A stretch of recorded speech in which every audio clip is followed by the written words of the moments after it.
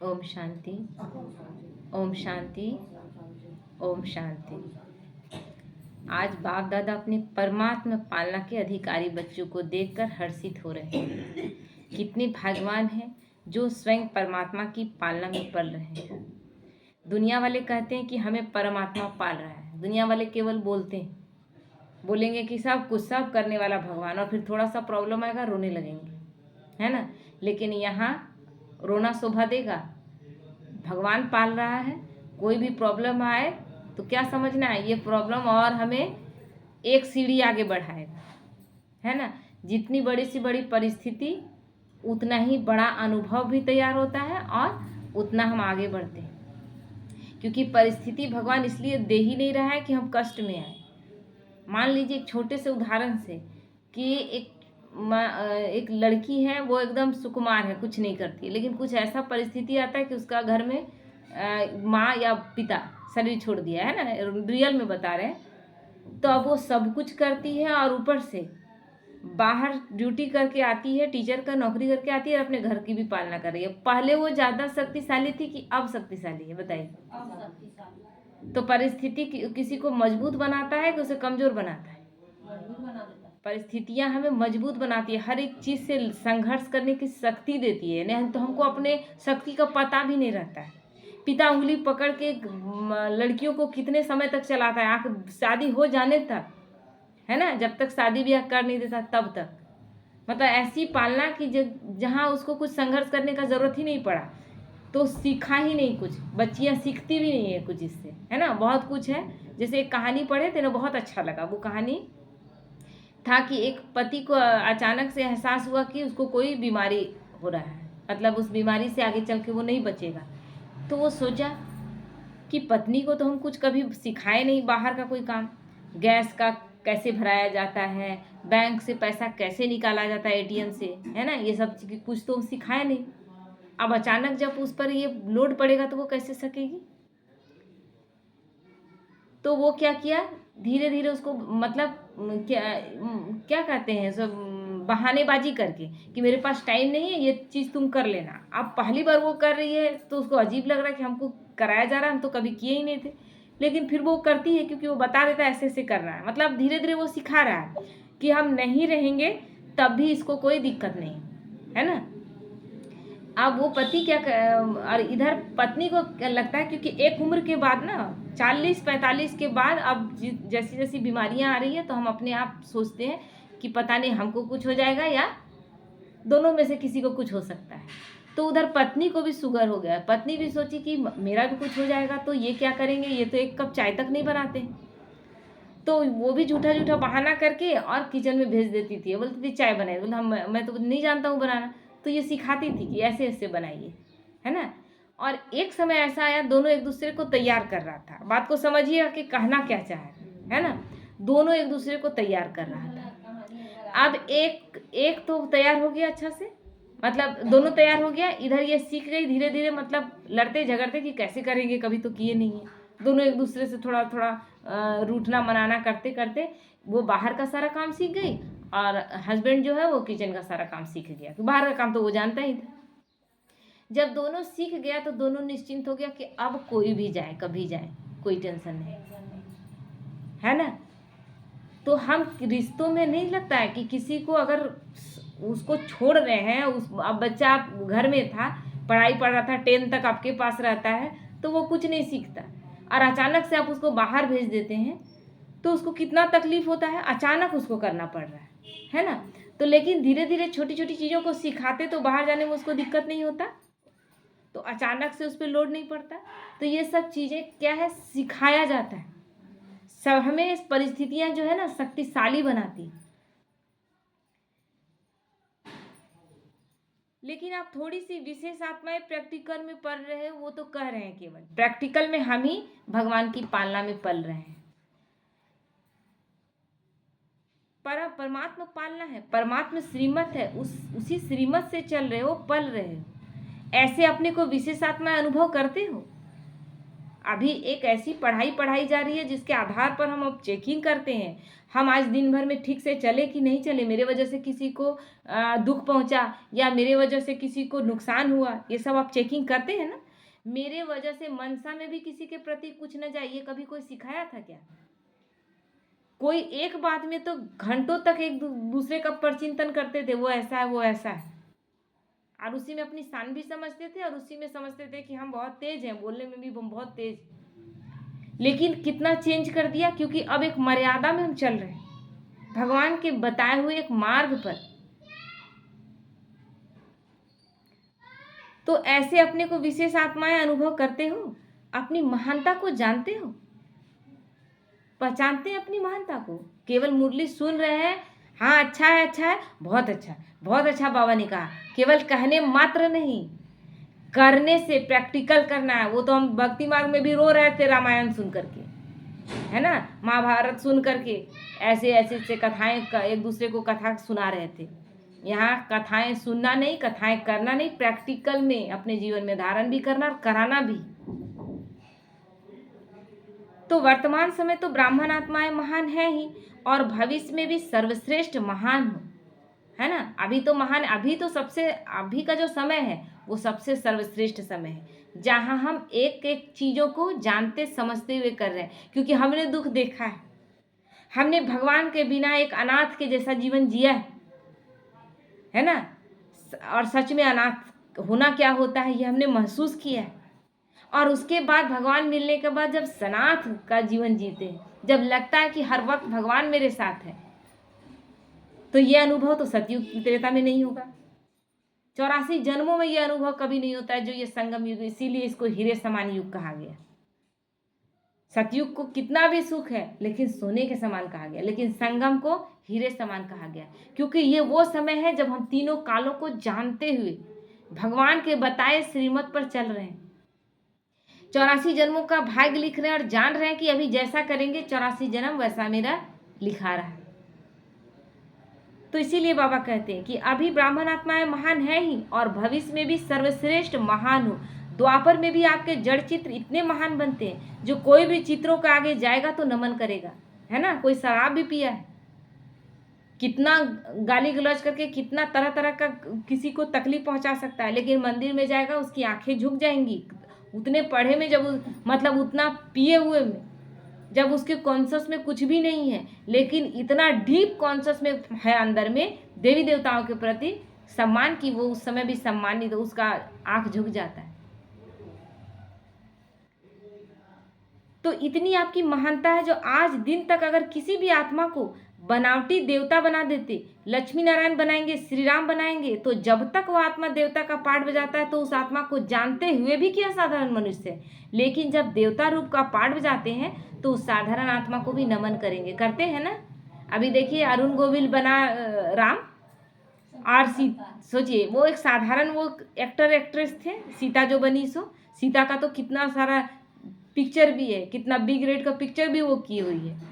अरुण गोविल कितना सारे पिक्चर में हीरो, लेकिन जब राम और सीता बना उन लोगों का ऐसा मतलब इतना सम्मान, आज दिन तक उन लोगों का सम्मान किया गया, आज तक भी। एक बोले कि सफ़र कर रहे थे, एयरपोर्ट में थे, एक बूढ़ी माता पैर में गिर गई, और बोले हमको इतना खराब लगा। तो सोचिए कि उन सब का कितना मान है कि उसका रोल कोई निभा रहा है, एक्टिंग कर रहा है, उसको इतना मान दिया जा रहा है। तो कितने हम महान बन रहे हैं। और वो क्या उस सतयुग त्रेता की महानता है क्या? नहीं, वो अभी ब्राह्मण जीवन में जो हमने तैयारी की उसकी महानता है। हम आईपीएस अफसर आईएएस अफसर बन जाते हैं ना, हमारे बाद में तारीफ होती है। किस चीज़ की तारीफ होती है? आप आ गए आईपीएस ऑफिसर आईएएस अफसर का आप लेवल में आ गए, आपको सब कुछ मिल गया, लेकिन आपके पीछे चरित्र को झांका जाता है कि कितनी कठिनाई से आपने वो पढ़ाई पढ़ी, जब आपने तैयारी की उस समय को याद किया जाता है। नहीं बोलते हैं किसी कोई गरीब घर का था, कोई कितने लैंप पोस्ट के नीचे पढ़ा, ये सब बातें बाद में आती हैं, वो बन चुका है, उसके बाद वो कैसे तैयारी किया था उसका गुणगान किया जाता है। हमारा भी गुणगान इसी ब्राह्मण जीवन का किया जाएगा, जितने अच्छे से हमने पुरुषार्थ किया।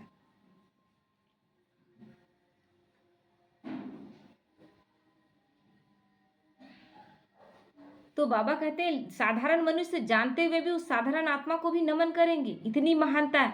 तो आपके रूप की महानता तो है, लेकिन नामधारी आत्माओं को भी महान समझते हैं, है ना। नामधारी जो उस रूप का केवल रोल करेंगे उसको भी महान समझा जाता है। हमारे चरित्र का इतना मान, तो वो चरित्र अभी गढ़ा जा रहा है।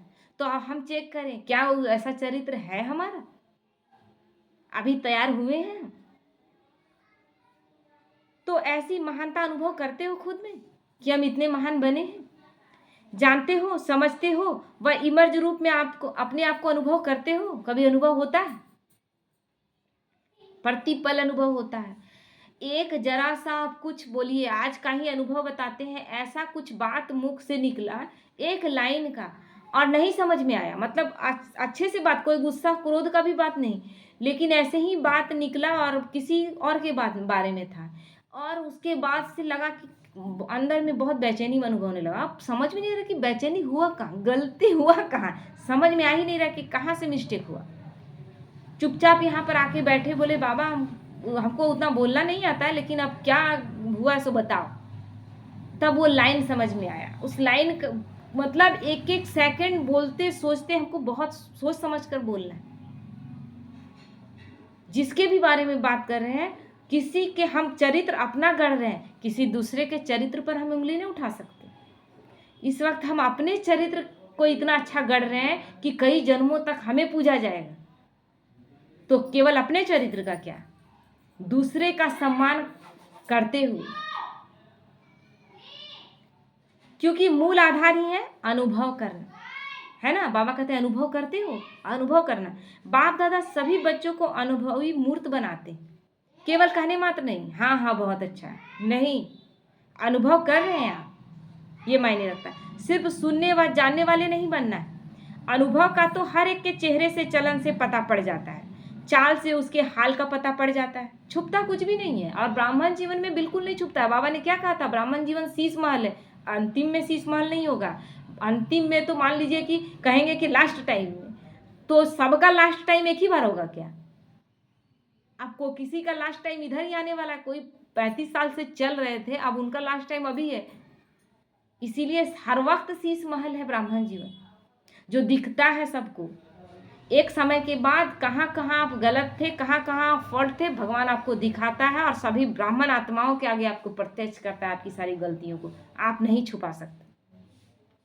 भगवान केवल सच जानता है, झूठ से उसका कोई वास्ता नहीं। सत्यम शिवम सुंदरम, तो वो शीश महल के तरह दिखता है। तो इसीलिए बाबा कहता है हाल से चाल से पता पड़ जाता कि कौन किस तरह से चल रहा है। तो सोचो हमारी चाल क्या है? ब्राह्मण चाल है क्या? ब्राह्मणों के समान चल रहे हैं कि शूद्रपने में अभी भी? ब्राह्मण अर्थात सदा संपन्न आत्मा, संपन्न, हमेशा महसूसता हो। ऐसा नहीं कि आप महसूस कर रहे हैं, अगर अंदर से आप महसूस कर रहे हैं तो दूसरी आत्माओं को आप महसूस करा सकेंगे। अपने आप खालीपन महसूस कर रहे हैं तो दूसरी आत्माएं भी आपसे वही अनुभव करेंगी। तो ब्राह्मण अर्थात सदा संपन्न, शक्तियों से भी संपन्न और गुणों से भी संपन्न। तो ऐसी चाल है। आपके चेहरे से दिखाई देता है कि यह साधारण होते हुए भी अलौकिक है। चेहरा बताता है, चेहरा बताता है ना। अब हम लोग कुछ तो किसी को नहीं बताते हैं, लेकिन आज ही एक आत्मा बोली कि आप लोग तो झूठा किसी जात पात का भेदभाव आप लोग क्या जाने गए, आप लोग का तो लाइन इतना अच्छा है। देखिए इस मार्ग का विरोध करने वाले लोग बोलते हैं इसमें इतना सारा मतलब इसमें इतना चीज़ों को मना कर दिया जाता है। वैसे लोग कह रहे हैं, वो कैसे जान रहे हैं? बोलिए। आप लोग जात पात भेदभाव कोई आप लोगों के अंदर नहीं है। ये लाइन इतना अच्छा है, ये लाइन इतना अच्छा है, मानते हैं, लेकिन इस लाइन पर वो नहीं, आप खुद ही कह रहे हैं कि हम नहीं चल पाएंगे। अपनी कमियों के द्वारा वो आत्माएं बहुत अच्छी हैं जो कह रही हैं कि हम नहीं चल पाएंगे, लेकिन हमें कह रही हैं कि लाइन खराब है। नहीं कर रही, क्योंकि लाइन है ही नहीं खराब। तो आपके चेहरे से दिखाई देता है, आप सबकी दृष्टि, वृत्ति, वाइब्रेशन अलौकिक अनुभव करते हैं, लोगों को अनुभव होता है। मेरी दृष्टि में आप कैसे हैं ये हर आत्मा बहुत अच्छी है, ये मेरी दृष्टि कह रही है। मेरे विचार करें हर आत्मा अच्छी है ना। मेरा वाइब्रेशन हर वक्त चले कि मैं बहुत अच्छी हूँ और सभी आत्माएं बहुत अच्छी हैं। तो हर आत्मा आपसे अच्छा अनुभव करेगी। आप अगर चुन रहे हैं अभी भी वो आत्मा ऐसी है, वो आत्मा ऐसी है, वो आत्मा ऐसी, तो आपके बारे में भी यही आएगा। तो जब लास्ट जन्म तक आपकी दिव्यता महानता जड़ चित्रों से भी अनुभव करते हैं, तो वर्तमान समय चैतन्य श्रेष्ठ आत्माओं द्वारा अनुभव होता है। आज ही हमारा लास्ट जन्म है, हम ही हैं वो पूज्य आत्माएं जिसकी पूजाएं हो रही है। ये लास्ट जन्म है हमारा, आज तक हम चैतन्य होकर फिर से उस तैयारी में लगे हुए हैं, तब भी हमारी पूजाएं बहुत बहुत विधि विधान के साथ की जा रही है, बहुत श्रद्धा से किया जा रहा है। तो बाबा कहते हैं क्या ये तुम चैतन्य आत्माओं को अनुभव होता है? जड़ चित्र तो आपके ही है ना? किसके हैं? आज भी हिंदू धर्म में 33 करोड़ देवी देवताओं को पूजा जाता है, माना जाता है, सम्मान किया जाता है। हम हैं कि नहीं 33 करोड़ देवी देवताओं में? अमृत वेले से लेकर हर चलन को चेक करो। इसलिए बाबा कहता है कि अमृत वेले से, है ना, वहीं से शुरुआत है। और अमृत वेला पाला श्रीमत करना ही है, करना ही है। कोई इसमें बात नहीं है मैं बीमार थी, मेरे घर में शादी था, मेरे घर में कोई बीमार था, हम कहीं गए थे, हम रास्ते में थे, हम ट्रेन में थे, कोई मतलब नहीं। क्योंकि ब्रह्मा बाबा ने सब कुछ पहले से करके दिखा दिया है ना। ज्ञान में चलते थे तब की तो बात है, जब ज्ञान में वो नहीं भी थे तो भी ट्रेन में सफ़र करते हुए जब भगवान उनको नहीं मिले थे तो गीता जरूर रखते थे, घर में भी पाठ करते थे। इतना एक्यूरेसी उनका था कि घर में तो पाठ करते ही थे। ट्रेन में सफ़र कर रहे हैं तो ऐसा नहीं कि ट्रेन में सफ़र कर रहे हैं तो क्या पढ़ेंगे, वहाँ भी एक छोटी सी गीता, गुटका गीता इतना छोटा आता है, छोटे साइज का, उसको रखते थे। मतलब हर दिन करना है, मतलब करना है। तो इसीलिए बाबा कहते हैं अमृत वेले से लेकर हर चलन को चेक करो। हमारी दृष्टि अलौकिक है। अलौकिक मतलब लौकिक में रहते हुए भी, हम तो लौकिक में, लेकिन हमारा दृष्टि क्या हो, हर एक को आत्मा रूप में देखना, हर एक को एक समान देखना। ये नहीं ये मेरा पति है, ये मेरी सास है, पति के प्रति मेरा ज़्यादा फर्ज है, सास के प्रति थोड़ा सा कम है, और देवर देवरानियों जेठानियों के प्रति बहुत कम है क्योंकि वो और पीछे नहीं। हर एक आत्मा के प्रति एक स्थिति, एक समान स्थिति, सबके प्रति कल्याण की भावना। सभी आत्माएं हिसाब किताब के द्वारा रिश्तों में आई हैं, चाहे वो लौकिक पति हो, चाहे लौकिक और सारे रिश्ते। तो इसलिए बाबा कहते हैं चेहरे का पोज सदा हर्षित रहता है। देवी देवताओं का पोज कभी ऐसा है कि दुखी, अशांत, बीमार दिखे कभी? नहीं। तो बाबा कहते हैं हर्षित है, एक रस अलौकिक है, वह समय प्रति समय बदलता रहता है। कभी कभी हम आत्माओं में कोई बात होता है तो लगता है कि चेहरा बनाना नहीं चाहते लेकिन बन जाता है, इसको अलौकिक कहेंगे क्या? बन जाता है तब भी हमारी कमी है, स्वीकार करना होगा। क्योंकि मुरली तो सबसे पहले मेरे लिए आ रहा है, हमें ये सोचना है ना, सबसे पहले तो मेरे लिए आ रहा है। लेकिन क्या ये अलौकिकता है? हर स्थिति में अचल अडोल, कोई कैसा भी बोल रहा है, कोई कितना भी निंदा शिकायत कर रहा है, लेकिन हम उस चीज़ को अगर एक्सेप्ट कर रहे हैं तो हम दुखी है ना। हम मान लेते हैं। एक्सेप्ट करने का मतलब क्या है? मान लेना कि हाँ हम गलत हैं। आप विरोध करते हैं क्योंकि आप मान लिए हैं कि आप गलत हैं। नहीं, अपनी चेकिंग करें, है तो चेंज करें, नहीं तो फिर एक्सेप्ट करें अंदर से कि मैं ऐसी नहीं, अपने आप को दें। तो बाबा कहते हैं अलौकिक है, वह समय प्रति समय बदलता रहता है। बदलता रहता है तो उसको अलौकिक कहेंगे क्या? देवी देवताओं का चेहरा बदलता रहता है क्या? तो इसीलिए बाबा कहते हैं सिर्फ योग में बैठने के समय व कोई विशेष सेवा के समय अलौकिक स्मृति व वृत्ति रहती है। वह साधारण कार्य करते हुए भी चेहरा और चलन विशेष रहता है। हर वक्त हम सेवा कर रहे हैं उसी वक्त नहीं, हम किसी को मुरली सुना रहे हैं उसी वक्त नहीं, हर वक्त हमारी स्थिति। इसलिए बाबा कहता है कि हर वक्त परमात्मा के साथ कंबाइंड। अभी जो मुरली में, साकार मुरलियों में चल रहा है एक अव्यक्त इशारा, उसमें बाबा क्या कह रहा है? हर वक्त कंबाइंड भगवान के साथ।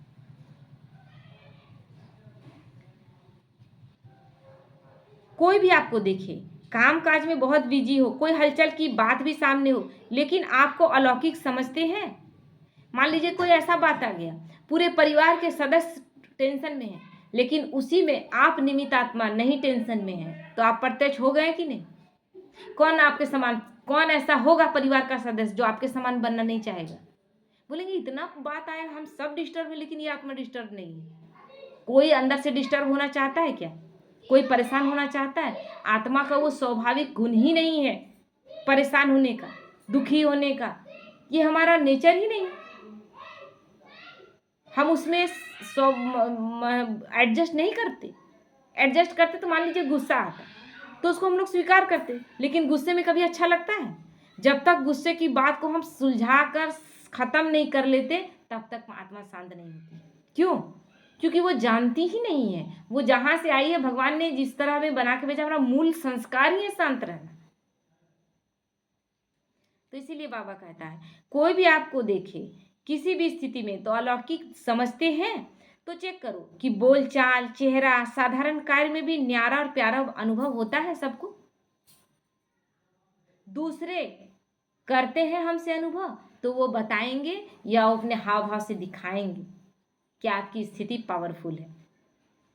तो कोई भी समय अचानक कोई भी आत्मा आपके सामने आ जाए तो आपके वाइब्रेशन से, बोलचाल से यह समझेंगे कि अलौकिक फरिश्ते, इतनी चेकिंग है, भगवान का इतना क्वेश्चन है, आज इतने सारे क्वेश्चन भगवान के हैं, इतनी चेकिंग है। क्या हमारी स्थिति ऐसी है कि अचानक कोई आ जाए? जैसे अभी मुरली के दौरान बैठे हैं तो अभी तो आप जान रहे हैं कि भगवान के घर में आए हैं। मंदिर में जाते हैं तो आप जानते हैं कि मंदिर में आए हुए हैं। तो उस समय जो चेहरा वो बनावटी भी हो सकता है ना, क्योंकि वो उस समय का स्थिति है। लेकिन हमारी स्थिति कैसी होनी चाहिए? हर पल, क्योंकि हमारा संस्कार ही अब दैवी गुणों वाला होना चाहिए। तो हर वक्त संस्कार रहेगा कि किसी किसी वक्त रहेगा? बदलने वाला हर वक्त रहना चाहिए ना। तो वो अचानक आए और महसूस करे तब उसको कहेंगे कि आप पास। वो अचानक आए और आपको देखे बोल के जाए कि चेहरे में अजब अलौकिकता है, चेहरा हर्षित है, हर कार्य में एकदम इजी, चेहरा देखते ही लगता है कि एकदम इजी है, निर्भय है, वो चीज़ दिखे। ये चेकिंग है हमारा, क्योंकि आज का दिन संगम का दिन है। पुराना जा रहा है और नया आ रहा है। तो क्या नवीनता विश्व के आगे दिखाई दे? अंदर याद रहता है, वह समझते हैं, वह बात अलग है। लेकिन स्थापना के समय को सोचो, कितना समय स्थापना का बीत गया। बीते हुए समय के प्रमाण बाकी कितना समय थोड़ा रहा हुआ है। अब 89 साल हो गए स्थापना के, इस यज्ञ के 89 साल हो गए और परमात्मा सिर्फ 100 साल के लिए आया है। कितना समय बचा है ना? 11 साल भी पूरा नहीं बचा है। तो क्या अनुभव होना चाहिए? बाप दादा जानते हैं कि बहुत अच्छे अच्छे पुरुषार्थी पुरुषार्थ भी कर रहे हैं, उड़ भी रहे हैं, लेकिन बाप दादा इस 21वीं सदी में नवीनता देखना चाहते हैं। सब अच्छे हो, विशेष भी हो, महान भी हो, लेकिन बाप की प्रत्यक्षता का आधार है साधारण कार्य में रहते हुए भी फरिश्ते की चाल और हाल हो। फरिश्ता मतलब क्या? एकदम हल्का। बड़े से बड़ा कार्य कर रहे हैं लेकिन एकदम हल्का। आप सेवा कार्य कर रहे हैं, अगर कहीं किसी को ज्ञान ही दे रहे हैं और अगर भारी होकर कर रहे हैं, मेरा टाइम बहुत ज़्यादा जा रहा है, हमको ये काम पड़ा हुआ है, तो वो कार्य सफल नहीं कहा जाएगा। एकदम हल्का। अच्छा, जो आत्मा सुन रही है उसको देखे कि उसका चेहरे का किसी किसी आत्मा को सुनने में इंटरेस्ट नहीं रहता है। आप दिल शिकस्त हो जाते हैं, हम सुना रहे हैं तो उधर इंटरेस्टेड नहीं है, उसमें भी आपको नहीं परेशान होना है। हमें बाबा, क्योंकि करण करावनहार वो है, मेरे मुख का आधार लेकर भगवान अपना कार्य कर रहे हैं। कार्य तो भगवान कर रहे हैं, मैं तो केवल निमित्त हूँ। लेकिन वहां भी मेरापन आ गया, हम सुना रहे हैं, अगला सुन नहीं रहा है, पता नहीं मेरी वाणी में इतना पावरफुल है कि नहीं। क्यों ऐसा सोचे? हम कर ही नहीं रहे, बाबा आप कर रहे हो। तो बाप दादा यह नहीं देखने चाहते कि बात ऐसी थी, काम ऐसा था, परिस्थितियां ऐसी थी, समस्या ऐसी थी, इसलिए साधारणता आ गई। ये बाबा नहीं देखना चाहता है ना। फरिश्ते स्वरूप अर्थात स्मृति स्वरूप में होकर साकार रूप में हो, ये देखना है कि फरिश्ते रूप में हो या साकार रूप में हो। स्मृति स्वरूप में हो कि मैं भगवान की छत्र छाया के नीचे बैठी हूँ, मेरी स्थिति क्या है, भगवान वो देखना चाहते। ठीक है। ओम शांति।